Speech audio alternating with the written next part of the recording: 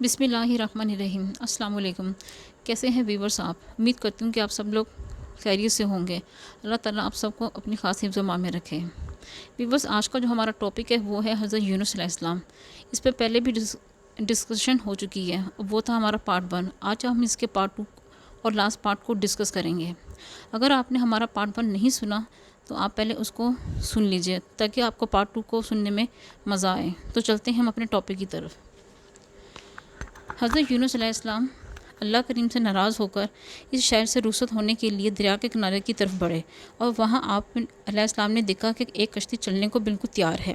روایت ہے کہ ابلیس نے حضرت یونس علیہ السلام کو اطلاع دی کہ جبکہ آپ علیہ السلام گوشہ نشین ہو کر قوم پر آنے والے عذاب الہی کا انتظار کر رہے تھے، کہ آپ علیہ السلام کی قوم پر وعدہ پورا ہونے کے باوجود بھی کوئی عذاب نہیں آیا۔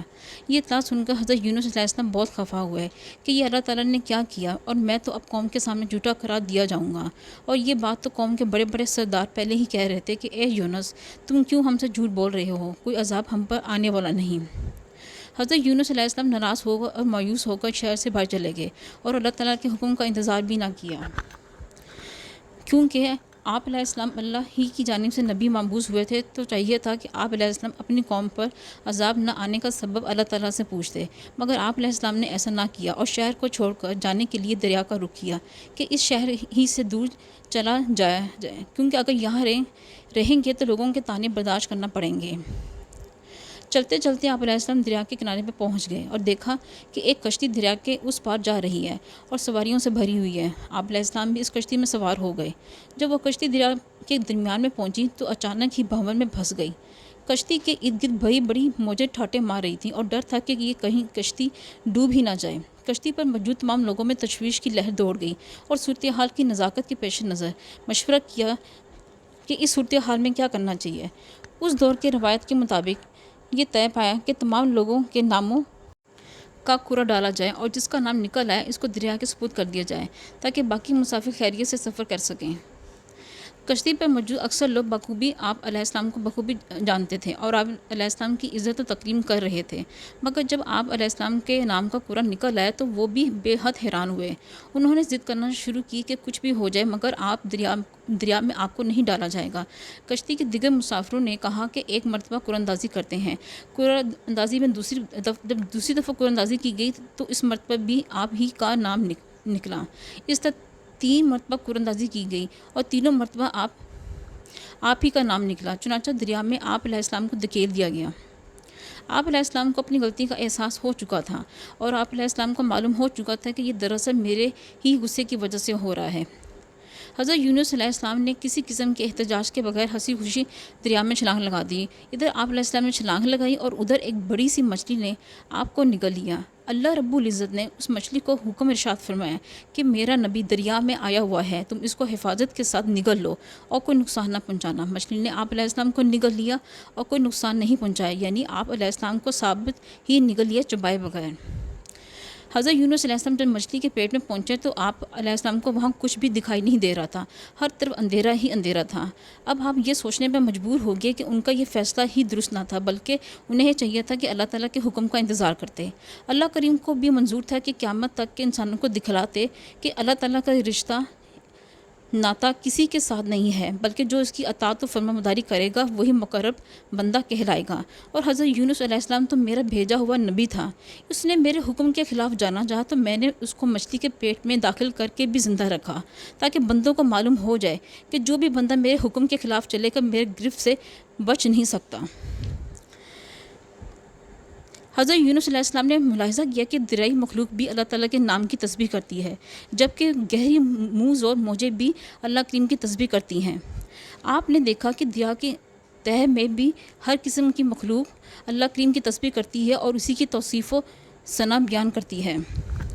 حضور اکرم صلی اللہ علیہ وآلہ وسلم ارشاد فرماتے ہیں کہ اللہ کریم نے حضرت یونس علیہ السلام کو مچھلی کے پیٹ میں جب قید کرنے کا ارادہ فرمایا تو مچھلی کو وہی فرمائی کہ یونس کو پکڑے اور نگل لے، مگر اس طرح کہ اسے خراش تک نہ آئے اور نہ ہی اس کی ہڈی ٹوٹے۔ مچھلی جب آپ علیہ السلام کو اپنے پیٹ میں لے کر دریا کی گہرائی میں اتری تو آپ علیہ السلام نے ایک آواز سنی۔ دل میں خیال کیا کہ یہ کیسی آواز ہے؟ مچھلی کے پیٹ میں ہی آپ علیہ السلام کو وہی فرمائی گئی کہ دریائی مخلوق کی تسبیح کی آواز ہے۔ سرکار دو عالم صلی اللہ علیہ وآلہ وسلم کے اس ارشاد کا مطلب یہ ہے کہ دریا کے اندر جس قدر بھی مخلوقات ہیں وہ تمام کی تمام اللہ تعالیٰ کی توصیف و ثنا کرتی رہتی ہیں۔ یہ الگ بات ہے کہ ان کے عبادت کے انداز کو ہم سمجھ نہیں سکتے۔ حضرت یونس علیہ السلام جب مچھلی کے پیٹ میں چلے گئے اور وہاں آپ علیہ السلام نے غور کیا تو خود کو زندہ پایا۔ بس آپ سمجھ گئے کہ یہ مجھے سزا کے طور پر اس اندھیری جگہ پر رکھا گیا ہے، ورنہ اب تک تو مچھلی مجھے کھا چکی ہوتی۔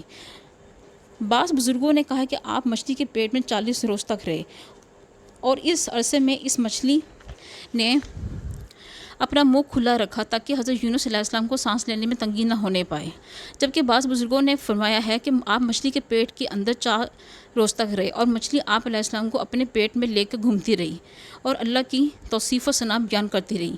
اب جب کہ آپ علیہ السلام کو یہ اندازہ ہو گیا کہ آپ علیہ السلام اللہ تعالیٰ کے حکم سے اس مچھلی کے پیٹ میں ہیں، تو آپ علیہ السلام نے اللہ کریم کی عبادات اسی حالت میں کرنا شروع کر دی۔ اگرچہ پانی میں مسلسل رہنے کی وجہ سے آپ کا تمام بدن گل چکا تھا اور آپ علیہ السلام پر شدید ترین کمزوری لاحق ہو چکی تھی۔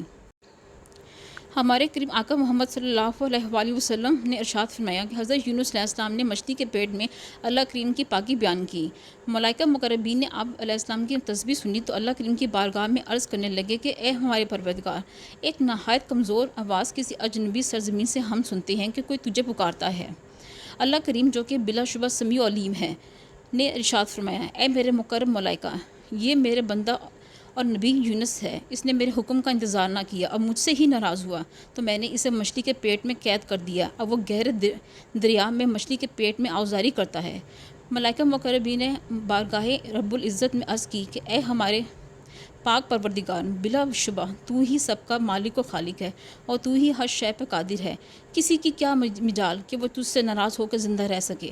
کیا یہ وہ پاک بس بندہ ہے جس کی طرف سے روزانہ تیرے حضور صبح و شام سارے عمل پیش ہوتے رہے؟ اللہ کریم نے ارشاد فرمایا، ہاں میرے مکرم ملائکہ، یہ وہی میرا بندہ ہے۔ یہ سن کر ملائکہ مقربین نے اللہ تعالیٰ کی اجازت سے حضرت یونس علیہ السلام کی سفارش کی اور اللہ کریم نے ملائکہ کی سفارش مان کر حضرت یونس علیہ السلام کو نجات عطا فرمائی۔ ہمارے آقا و مولا محمد کریم صلی اللہ علیہ وسلم نے ارشاد فرمایا، حضرت یونس علیہ السلام پر مچھلی کے پیٹ میں جب یہ حقیقت کھلی کہ وہ ان کلمات سے دعا کریں تو انہوں نے عرض کیا، جس کا ترجمہ یہ ہے کہ اے میرے اللہ، تیرے سوا کوئی بھی معبود نہیں، تو ہر نقص سے پاک ہے، بے شک میں ہی حد سے تجاوز کرنے والوں میں سے ہوں۔ اس کو ہم عام طور پر آیت کریمہ کہتے ہیں، اور بزرگوں نے فرمایا ہے کہ بندہ جب کسی دنیاوی مشکل میں مبتلا و گرفتار ہو جائے تو اس کو چاہیے کہ وہ کثرت سے آیت کریمہ پڑھے۔ اس کے پڑھنے سے بڑی مشکل دور ہو جاتی ہے، اور حضرت یونس علیہ السلام نے یہی پڑھا جس کی وجہ سے وہ مچھلی کے پیٹ سے باہر آ گئے۔ حضرت یونس علیہ السلام نے مچھلی کے پیٹ میں اللہ کریم کے حضور گریہ و زاری کو اپنا معمول بنا لیا تھا۔ آپ علیہ السلام ہر وقت ہی اللہ کریم کی پاکی بیان کرتے رہے۔ اس کے علاوہ اللہ کریم کے مقرب ملائکہ کمزور نے بھی آپ کی آواز میں مناجات کو اللہ کریم کی بارگاہ عالیہ میں پہنچایا اور یہ سفارش کی کہ اے ہمارے رب، اپنے بندے یونس کو معاف فرما دے۔ اس کے علاوہ وہ قوم جو اپنے بد اعمال سے تائب ہو چکی تھی اور تائب ہونے کی وجہ سے ان پر سے عذاب الہی کو ٹال دیا گیا تھا، اب وہ بھی یہ التجائیں اللہ کریم کی بارگاہ الہی میں کر رہی تھی کہ اے ہمارے رب، کہاں ہے ہمارا نجات دہندہ؟ اب وہ ہمیں دکھائی کیوں نہیں دیتا ہے؟ یا الہی ہمیں اس کا دیدار کرا دے تاکہ ہم اپنی گستاخیوں کی وجہ سے اسے معافی طلب کریں اور جیسے بھی ہو اس کو راضی کر لیں۔ ان لوگوں کی یہ دعا قبول ہوئی۔ اس طرح اب اللہ کریم نے اس مچھلی کو حکم دیا کہ اے مچھلی، میرے بندے یونس کو بڑی احتیاط کے ساتھ کسی محفوظ جگہ پر اس طرح اگل دے کہ اس کے جسم مبارکہ کو کسی بھی قسم کا نقصان نہ پہنچے۔ وجہ یہ تھی کہ حضرت یونس علیہ السلام کا پورا بدن ہی پانی میں مسلسل رہنے کی وجہ سے حد درجہ گل چکا تھا، پیٹ میں پانی جا چکا تھا اور آپ بالکل نوزائیدہ بچے کی مانند ہو چکے تھے۔ اللہ کریم کا حکم ملتے ہی مچھلی نے اس علاقے کی طرف اپنا رخ کیا جہاں حضرت یونس علیہ السلام کی قوم آباد تھی۔ مچھلی نے ایک سرسبز و شاداب میدانی علاقہ دیکھ کر اس میں آپ علیہ السلام کو اگل دیا۔ جب آپ علیہ السلام ہاتھ پاؤں استعمال کے قابل نہ تھے، یعنی آپ علیہ السلام کے تمام اعضاء حد درجہ نازک ہو چکے تھے، نہ کچھ کھا پی سکتے تھے، تو حد تو یہ تھی کہ اگر آپ علیہ السلام کے جسم میں عطر پر کوئی مکھی مچھر وغیرہ بھی آ کر بیٹھ جاتا تو آپ علیہ السلام اس کو بھی نہیں اڑا سکتے تھے۔ حضرت یونس علیہ السلام کی اس حالت سے بلا اللہ کریم کیسے لا علم ہو سکتا تھا، کیونکہ اللہ تعالیٰ کو تو اپنے ہر بندے کی پوری خبر ہے، بلکہ بلا شبہ اللہ تعالیٰ تو ہر انسان کے دل میں آنے والے ہر خیال سے پوری طرح واقف ہے۔ حضرت یونس علیہ السلام کو اس حال میں سایہ کی شدید ضرورت تھی، چنانچہ اللہ کریم کے حکم سے آپ علیہ السلام کے اوپر کدو کی ایک بیل پیدا فرما دی گئی تاکہ حضرت یونس علیہ السلام پر دھوپ نہ پڑے اور آپ سایہ میں پڑے رہیں۔ کدو کی بیل ایسی بیل ہے جس پہ مکھی نہیں بیٹھتی۔ حضور اکرم صلی اللہ علیہ وسلم نے ارشاد فرمایا کہ مچھلی نے حضرت یونس علیہ السلام کو ایک کھلے وسیع میدان میں اگل دیا۔ اللہ کریم کے حکم سے ان پر یکتینہ بوٹی اگ گئی۔ حضرت ابو ہریرہ رضی اللہ تعالیٰ عنہ نے عرض کیا کہ یا رسول اللہ، یہ یکتینہ بوٹی کیا ہوتی ہے؟ حضور اکرم صلی اللہ علیہ وآلہ وسلم نے ارشاد فرمایا، یہ کدو کی بیل ہوتی ہے۔ حضرت ابو ہریرہ رضی اللہ تعالیٰ عنہ فرماتے ہیں کہ اللہ کریم نے حضرت یونس علیہ السلام کے لیے ایک بکری پیدا فرمائی جو کہ قدرتی گھاس وغیرہ چرتی رہتی تھی۔ وہ آپ علیہ السلام کے ساتھ مانوس ہو گئی۔ بکری روزانہ صبح شام آپ علیہ السلام کو اپنا دودھ پلاتی رہی، جس کی وجہ سے آپ علیہ السلام کے بدن میں قوت آتی چلی گئی۔ اب اللہ رب العزت کے حکم سے مچھلی نے آپ یونس علیہ السلام کو ایک ایسے میدان میں اگلا جہاں آبادی کا نام و نشان بھی نہ تھا۔ وجہ اس کی یہ تھی کہ اگر وہاں آبادی ہوتی تو حضرت یونس علیہ السلام کا تندرست ہونا خاصا دشوار ہو جاتا، اور دوسری وجہ یہ کہ پوری قوم ہی آپ علیہ السلام کی زیارت کے لیے امٹ آتی، اور قوم کا ہر فرد یہ چاہتا کہ کسی طرح اس کو حضرت یونس علیہ السلام معاف فرما دیں۔ یہی نہیں بلکہ آپ علیہ السلام اس کو اللہ تعالیٰ سے بھی معافی دلوا دیں۔ جب حضرت یونس علیہ السلام بالکل تندرست ہو گئے تو اللہ کریم نے آپ علیہ السلام کو حکم ارشاد فرمایا کہ آپ علیہ السلام واپس اپنی قوم میں جائیں، کیونکہ انہوں نے آپ کی اطاعت کر لی ہے۔ تندرستی حاصل کرنے کے کچھ عرصے کے بعد حضرت یونس علیہ السلام نے اپنی قوم کی طرف رخ کیا اور قوم کو کسی طرح یہ پیغام پہنچایا کہ میں دوبارہ شہر میں آ رہا ہوں۔ تو قوم نے بڑی خوشی کا اظہار کیا، اور پھر جب آپ علیہ السلام شہر میں داخل ہونے لگے تو ساری قوم نے بڑے ہی پرتپاک سے آپ علیہ السلام کا استقبال کیا اور بڑی تکریم کے ساتھ شہر میں لے گئی۔ اللہ تعالیٰ نے حضرت یونس علیہ السلام کو اس قوم میں دوبارہ عزت و تکریم عطا فرمائی، اور وہی قوم جو آپ کی تکذیب کرتی تھی وہی اب آپ کی اطاعت پر آمادہ ہو کر انعامات کی مستحق ہو چکی تھی۔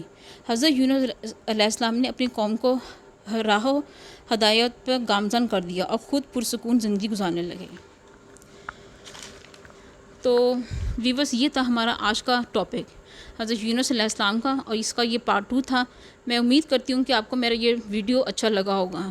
اگر آپ کو میرا یہ ویڈیو اچھا لگا تو لائک کر دیجیے گا، اور کمنٹ باکس میں جا کر جزاک اللہ یا سبحان اللہ لکھ دیجیے گا، اور چینل پر نئے آنے والوں سے میری ریکویسٹ ہے کہ چینل کو سبسکرائب کر دیجیے گا۔ Thank you.